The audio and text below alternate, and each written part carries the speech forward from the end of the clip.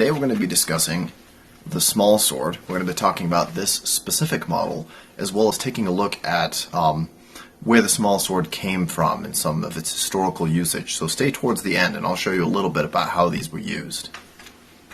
So back in the medieval period, where our story begins today, we have what is called the longsword. And the longsword is the sword of the nobility, especially back in the good old days, where a sword would cost as much as a modern car would. These were used in both hands. They were seen as a dueling weapon as well as a battlefield weapon. You can go into all your guards, you can move it fairly swiftly, you can turn your point around, and it's a fairly deadly multi-purpose weapon. This was the sword of people who knew what they were doing. Later on in history, we start to develop more common dueling weapons. When fencing became more common, people learning how to use swords became more common. The people that used to use longswords are starting to pick up things like these rapiers. This is a model from cast steel, and it's one of the very nice ones.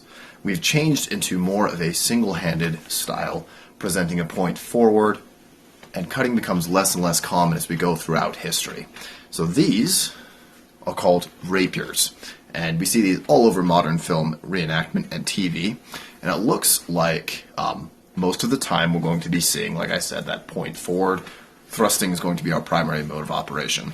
Now the big disadvantage of these is they have a very heavy, big hilt. So if I'm wearing it here on my side, this is going to be swinging around and knocking around like crazy. So as we go later and later in history, when swords become less and less important, we start to pick up things like the small sword, which is really just a devolution of the rapier.